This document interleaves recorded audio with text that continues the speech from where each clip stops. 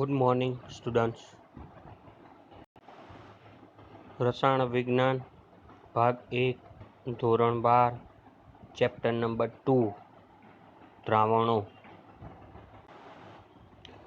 આપણે આગળના ક્લાસમાં જોઈ ગયા હતા દ્રાવણની સાંદ્રતાની અભિવ્યક્તિ કેવી રીતે થાય તેના અલગ અલગ ભાગો, દર ટકાવાળી, કદ ટકાવાળી, પછી આપેલું છે દળ કદ ટકાવાળી, પછી પાર્ટ્સ પર મિલિયન, મોલ અંશ વગેરે આપણે જોઈ ગયા હતા. સાથે સાથે એક દાખલો પણ જોયો હતો.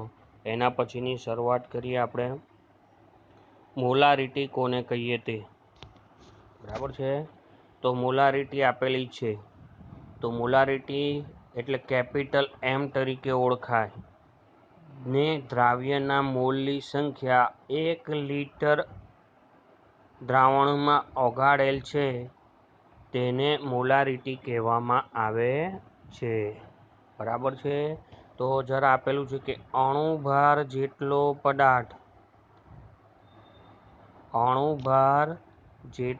પદાર્થ દ્રાવ્ય કરી 1 લિટર દ્રાવણ બનાવવામાં આવે તેને 1 મોલારિટી કહેવાય છે. એટલે મોલારિટીનું સૂત્ર થાય દ્રાવ્યના મોલ છેદમાં દ્રાવણનું કદ લિટરમાં લેવામાં આવે તે. અથવા તો બીજી પણ સૂત્ર છે કે મોલારિટી M બરાબર દ્રાવ્યનું વજન એટલે W. બરાબર છે. દ્રાવ્યનું વજન એટલે શું કહેવાશે? W ગુણ્યા શું કહેવાય? તો 1000 ભાગ્યા શું કહેવાશે? તો અણુભાર એટલે કેપિટલ M અને દ્રાવણનું કદ એટલે લિટરમાં. જો વેઇટ શેમાં હોય? ગ્રામમાં હોય. કદ શેમાં હોય? mlમાં હોય. તો ઉપર શું મૂકવામાં આવે? 1000. તો આ એક નવું સૂત્ર M બરાબર W ગુણ્યા 1000 છેદમાં M ગુણ્યા V તરીકે લખી શકાય છે. ઉદાહરણ તરીકે આપેલું છે 0.25 મોલ પ્રતિ લિટર.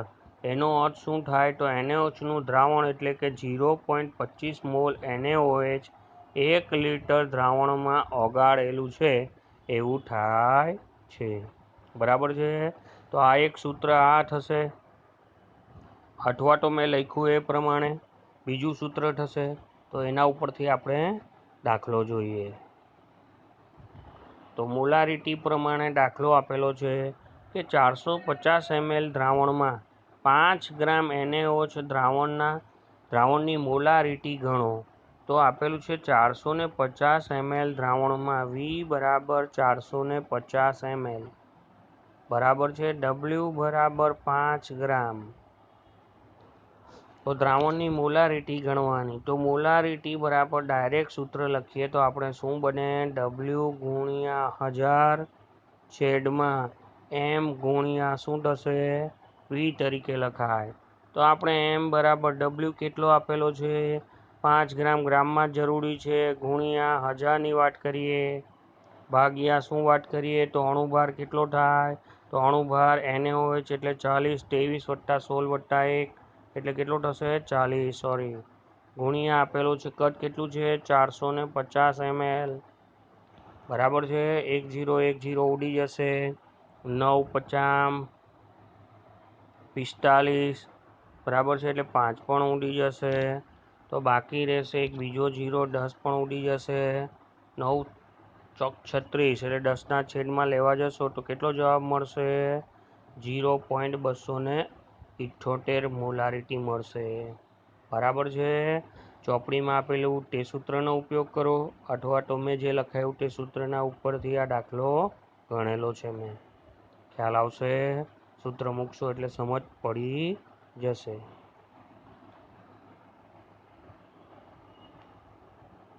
એના પછી આપેલું છે મોલાલિટી કોને કહીશું તે. તો મોલાલિટી એટલે એનો મતલબ છે સ્મોલ m.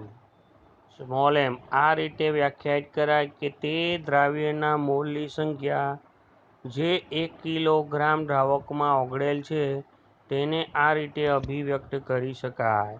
તો એને કેવું હોય તો શું કહેવાય વ્યાખ્યા? કે 1 અણુભાર જેટલો પદાર્થ ઓગાળી 1 કિલોગ્રામ દ્રાવણ બનાવવામાં આવે તેને શું કહેવાય? 1 મોલાલિટી કહેવાય.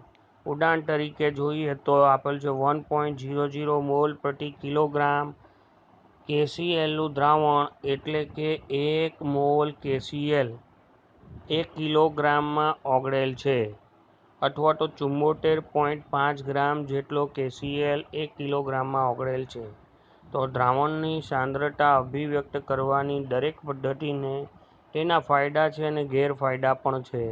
દર ટકાવાળી ppm મોલ અંશ મોલારિટી તાપમાનથી કેવું છે? સ્વતંત્ર. MCQમાં પૂછાય એવું છે અને JEE નીટમાં પૂછાય એવું છે, કામ લાગે એવું. જ્યારે મોલારિટી તાપમાન આધારિત પરિબળ છે. આનું કારણ એ છે કે તેમાં કદ તાપમાન ઉપર આધાર રાખે છે, પરંતુ દર આધાર રાખતું નથી. એટલે આ બધામાં દર આવેલો છે, પણ મોલારિટીમાં ખાલી શું છે? કદ છે.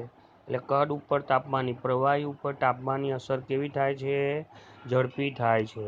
તો એના ઉપરથી મોલારિટીનું સૂત્ર બને મોલારિટી બરાબર M બરાબર દ્રાવ્યના મોલ છેદમાં દ્રાવણનું દળ kgમાં. બરાબર છે. એનું સૂત્ર લખવું હોય તો M બરાબર લખવું હોય તો લખાય W વજન ગ્રામમાં ગુણ્યા 1000 છેદમાં અણુબળ તો ખરો જ ગુણ્યા W, પણ ઉપર કોનું છે? દ્રાવ્યનું. તો આટલે કોનું હશે? દ્રાવકનું. એટલે આટલો ફરક બેમાં આવશે. એટલે આ સૂત્ર પણ તમને કામ લાગે એવું છે.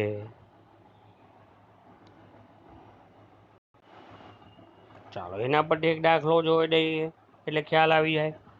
2.3 75 ગ્રામ બેન્ઝીનમાં 2.5 ગ્રામ ઇથેનોઇક એસિડ ની મોલારિટી ગણો. તો બેમાંથી કોણ ઓછું છે? એટલે W દ્રાવ્ય બરાબર છે. દ્રાવ્ય બરાબર કેટલો થાય? તો 2.5 ગ્રામ જેટલો થાય.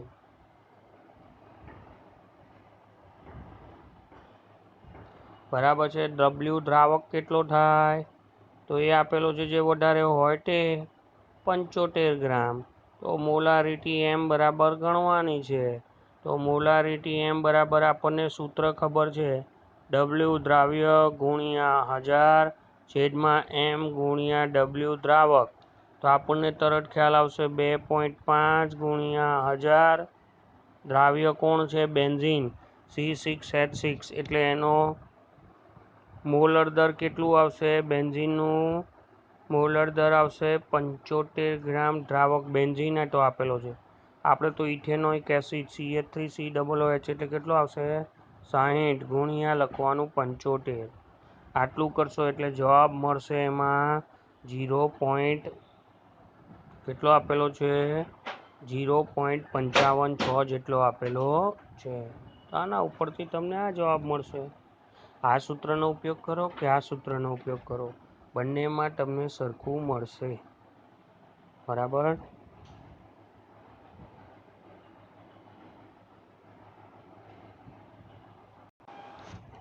ચાલો જો લખાણ સંબંધિતમાં તમને એક દાખલો ગણાવી દઉં. 2.1 જો 22 ગ્રામ બેન્ઝીન 122 ગ્રામ કાર્બન ટેટ્રાક્લોરાઇડમાં ઓગાળવામાં આવે તો બેન્ઝીન અને કાર્બન ટેટ્રાક્લોરાઇડની દર ટકાવારી ગણવાની છે.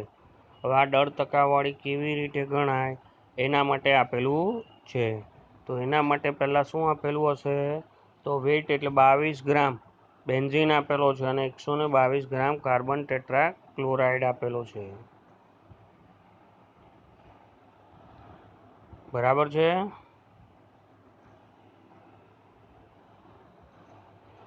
તો એના ઉપરથી આપણે શું કરવાનું છે? બંનેની દર ટકાવારી ગણવાની છે. દર ટકાવારી ગણવા માટેનું સૂત્ર શું થાય? તો ઘટકનું દર છેદમાં કુલ દર ગુણ્યા 100. તો આપણે પહેલાં બધા ઘટકની શું કરવી પડશે? ટકાવારી. તો ટકાવારી MB બરાબર એટલે તો પહેલાં તો શું કહેવાય? MB બરાબર WB છેદમાં WA વત્તા WB ગુણ્યા 100. તો આપેલું છે 22 ગુણ્યા 122 વત્તા 22 એટલે 144 ગુણ્યા 100 તો 15.27% આપેલું છે. એવી જ રીતે આપેલું છે ટકા MC બરાબર એટલે કાર્બન ટેટ્રાક્લોરાઇડ બરાબર WC છેદમાં WC વત્તા WB 122 છેદમાં 144 ગુણ્યા 100. તો એનો જવાબ આપણને કેટલો મળશે? 84.72 મળશે. બેનો સરવાળો કરો તો કેટલો થાય?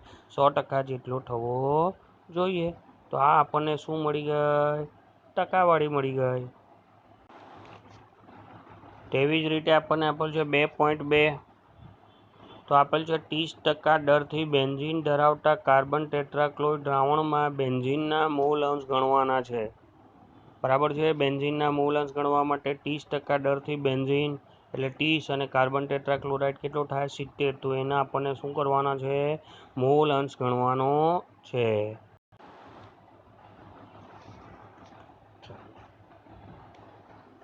તો આપેલું છે 30% બેન્ઝીનમાં કાર્બન ટેટ્રાક્લોરાઇડ દ્રાવ્ય થયેલો હોય તો આપેલું છે WCCl4 એટલે કાર્બન ટેટ્રાક્લોરાઇડ 70 ml.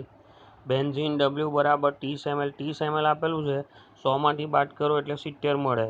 કોના મોલ અંશ? બેન્ઝીનના અને કાર્બન ટેટ્રાક્લોરાઇડના શોધવાના છે. તો મોલ બરાબર જેના મોલ શોધવાના હોય W ના છેદમાં M વજનના છેદમાં અણુભાર સૂત્ર લગાવવાનું. કાર્બન ટેટ્રાક્લોરાઇડનું વજન છેદમાં અણુભાર. તો કાર્બન ટેટ્રાક્લોરાઇડનો અણુભાર એટલે 12, કાર્બનનો ગુણ્યા 4 35.5 એટલે કુલ ટોટલ થશે 154. તો વજન આપેલું છે 70 ભાગ્યા 154 એટલે મળશે 0.4545. આ શું મળે? કાર્બન ટેટ્રાક્લોરાઇડના મોલ. એવી જ રીતે બેન્ઝીનનો અણુભાર કેટલો? તો 12 × 72 વત્તા 6 એટલે કેટલો થાય? 78 ગ્રામ પ્રતિ મોલ. તો બેન્ઝીનના મોલ બરાબર W ના છેદમાં M અણુભાર એટલે વજન કેટલું છે? 30 ના છેદમાં 78 તો મળશે 0.3846. તો બંનેના મોલ મળી ગયા. હવે મોલ અંશ શોધવું હોય તો મોલ અંશ બરાબર ઘટકના મોલ છેદમાં કુલ મોલ. બેન્ઝીનના મોલ અંશ બરાબર બેન્ઝીનના મોલ છેદમાં બેન્ઝીનના મોલ વત્તા કાર્બન ટેટ્રાક્લોરાઇડના મોલ. તો 0.3846 છેદમાં 0.3846 વત્તા 0.4545 તો મળશે 0.4583.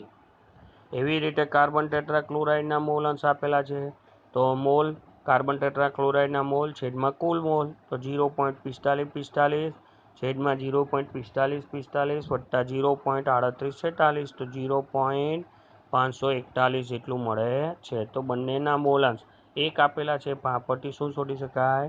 બંનેના મોલ અંશ શોધી શકાય છે. એવી જ રીતે આપણે શરૂઆત કરીએ દ્રાવ્યતા. તો સોલ્યુબિલિટી કોને કહેવાય તે. તો આપેલું છે નિર્દિષ્ટ તાપમાને દ્રાવકના નિર્દિષ્ટ જથ્થામાં પદાર્થનો મહત્તમ જથ્થો ઓગાળી શકીએ તેને તેની દ્રાવ્યતા કહેવાય. સાંદ્રતા. બરાબર છે. દ્રાવ્યનો મહત્તમ જથ્થો દ્રાવકમાં ઓગાળવામાં આવે તેને તેની દ્રાવ્યતા કહેવાય. તો તે દ્રાવ્ય દ્રાવકના સ્વભાવ ઉપર તથા તાપમાન અને દબાણ ઉપર આધાર રાખે છે. તો આપણે આ પરિબળોની ઘન અથવા વાયુની પ્રવાહીના દ્રાવણ ઉપર થતી અસર ધ્યાનમાં લેવાની છે. તો કઈ અસર આપેલી છે? તો આપેલું છે કે ઘનની પ્રવાહીમાં દ્રાવ્યતા. Solubility of solid in a liquid. પ્રવાહીમાં ઘન કેવી રીતે દ્રાવ્ય થાય છે તેના વિશે આપણે શીખવાનું છે. તો દરેક પદાર્થ આપેલ પ્રવાહીમાં ઓગળતો નથી. સોડિયમ ક્લોરાઇડ અને ખાંડ ઝડપથી પાણીમાં ઓગળે છે એ તો આપણને ખબર જ છે. તો જ્યારે નેપ્થેલિન અને એન્થ્રેસીન પાણીમાં ઓગળતા નથી. તેનું કારણ શું છે? તો સોડિયમ ક્લોરાઇડ અને ખાંડ એટલે સોડિયમ ક્લોરાઇડ તો સંયોજન છે જે આયનોમાં ફેરવાય. ગ્લુકોઝ છે જેની દ્રાવ્યતા અણુ છે પણ એમાં ફેરવાય સીધો દ્રાવ્ય થઈ જાય છે. પણ નેપ્થેલિન અને એન્થ્રેસીન કેવા છે? કાર્બનિક પદાર્થો છે. તેથી તે પાણીમાં દ્રાવ્ય થતા નથી. અથવા તો શું કહેવાય? પાણી ધ્રુવીય છે જ્યારે નેપ્થેલિન અને એન્થ્રેસીન અધ્રુવીય છે. બીજી બાજુ પણ નેપ્થેલિન અને એન્થ્રેસીન બેન્ઝીનમાં ઓગળે છે કારણ કે બેન્ઝીન પણ કેવો છે? અધ્રુવીય. સોડિયમ ક્લોરાઇડ અને ખાંડ ઓગળતા નથી. શેમાં? બેન્ઝીનમાં. એવું અવલોકન કરવામાં આવેલ છે કે ધ્રુવીય દ્રાવકમાં ઓગળે છે. એટલે પાણી ધ્રુવીય છે H2O પણ ધ્રુવીય છે અને NaCl પણ ધ્રુવીય છે, એટલે એકબીજામાં દ્રાવ્ય થાય. પણ બેન્ઝીન C6H6 દ્રાવ્ય થતું નથી કારણ કે અધ્રુવ્ય છે, એટલે અધ્રુવ્યમાં દ્રાવ્ય થાય, એટલે અધ્રુવ્ય દ્રાવ્ય અધ્રુવ્ય દ્રાવકમાં ઓગળે છે. તો સામાન્ય રીતે દ્રાવ્ય દ્રાવકમાં ઓગળશે જો આંતરઆણ્વીય પારસ્પરિક ક્રિયાઓ બંનેમાં સરખી હશે તો, અથવા તો આપણે કહી શકીએ પ્રમાણે સરખામાં ઓગળે છે, અસરખામાં ઓગળતા નથી. તો જ્યારે ઘન દ્રાવ્યને દ્રાવકમાં ઉમેરવામાં આવે ત્યારે કેટલોક દ્રાવ્ય ઓગળે છે અને દ્રાવણમાં તેની સાંદ્રતા વધે છે. આ પ્રક્રિયાને વિલયન અથવા તો દ્રવીકરણ કહેવામાં આવે છે. તો દ્રાવણમાં કેટલાક દ્રાવ્ય કણો ઘન દ્રાવ્ય સાથે અથડાય છે અને દ્રાવણમાં અલગ પડી જાય છે. તો આ પ્રક્રિયા સ્ફટિકીકરણ તરીકે ઓળખાય છે. એક એવો તબક્કે પહોંચે છે જ્યારે બંને પ્રક્રિયાઓ સરખા વેગથી થાય છે.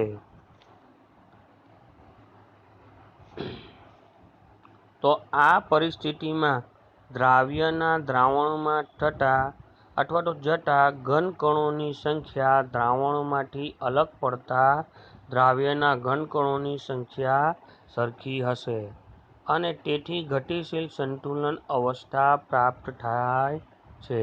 તો આપેલ છે દ્રાવ્ય વત્તા દ્રાવક, તો શું બનશે? દ્રાવણ. તો દ્રાવ્ય અને દ્રાવક બંને સરખા પ્રમાણમાં હશે તો એ શું બનશે? દ્રાવણ બનશે. તો આ તબક્કે દ્રાવણમાં દ્રાવ્યની સાંદ્રતા આપેલ શરતો પ્રમાણે તાપમાન અને દબાણ અચળ રહેશે. તો આ જ પ્રમાણેની પ્રક્રિયા જ્યારે વાયુ કે પ્રવાહી દ્રાવકમાં ઓગાળીએ છે ત્યારે બને છે. તો એવું દ્રાવણ કે જેમાં આપેલ તાપમાન અને દબાણે વધુ દ્રાવ્યને ઓગાળી શકાય છે અથવા તો ઓગાળી શકાય નહીં તેને શું કહેવાય? સંતૃપ્ત દ્રાવણ કહેવામાં આવે છે.